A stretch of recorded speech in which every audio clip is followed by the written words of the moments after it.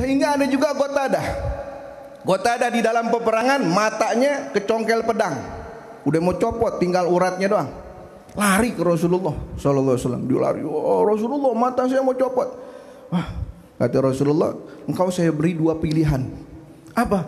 Pilihan yang pertama, saya potong uratnya, kemudian matanya dibuang, nanti di sorga diganti yang baru, dengan mata yang baru. Pilihan yang kedua, saya kembalikan lagi ke tempatnya seperti semula. Kalau kita nih dikasih pilihan begitu, kita pilih yang mana? Pertama apa yang kedua? Oh, sahabat lebih pintar. Rasulullah, saya mau pilih dua-duanya. Di dunia juga, di sorga juga. Wah, pintar nih Rasulullah. Dimasukin matanya ke tempatnya. Itu katanya Qatadah mengatakan, ketika mataku menyentuh telapaknya Rasulullah sallallahu alaihi wasallam dan dikembalikan ke tempatnya, mataku itu terang seperti sebelumnya. Sebelumnya nggak pernah terang, ini doang yang paling terang katanya Qatadah. Dunia dapat, akhirat nanti diganti lagi dengan yang bagus lagi. Tuh, pikirannya sahabat daripada Rasulullah sallallahu alaihi wasallam, yang mana Rasulullah sallallahu alaihi wasallam adalah rahmatan lil alamin, rahmat untuk seluruhnya, baik sahabatnya, keluarganya, umat seluruhnya.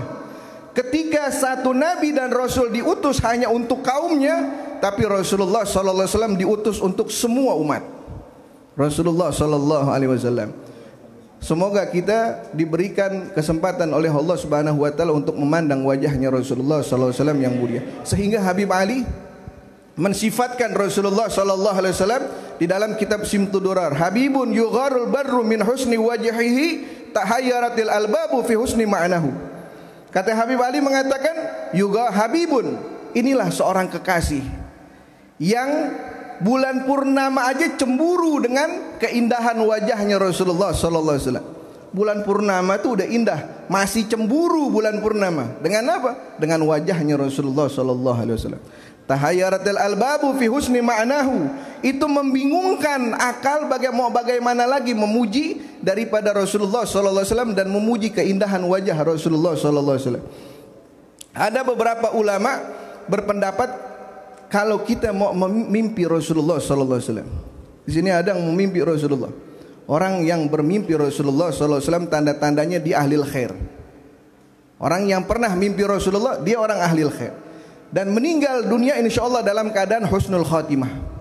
Dan yang ketiga, dia pasti akan mendapatkan syafaatnya Rasulullah sallallahu alaihi wasallam dan masih banyak lagi fadilah-fadilah yang lain. Sehingga ada ulama memberikan kita amalan untuk supaya bermimpi Rasulullah sallallahu alaihi wasallam. Yang pertama Habib Salim bin Ahmad bin Jindan. Beliau mengatakan ini sangat mujarab dikatakan. Apa? Dengan engkau membaca surah Al-Fatihah 300 kali. Kau baca surah Al-Fatihah 300 kali. Sebelum tidur baca Fatihah ini dalam keadaan ikhlas, baca 300 kali dengan ikhlas. Kemudian tidur dalam keadaan berwudu, insya Allah mimpi orang-orang soleh dan juga bermimpi Rasulullah sallallahu alaihi wasallam. Ulama yang kedua mengatakan, Abul Mawahib Asyadidi mengatakan bahwa ketika aku bermimpi Rasulullah sallallahu alaihi wasallam, Rasulullah perintahkan kepada saya.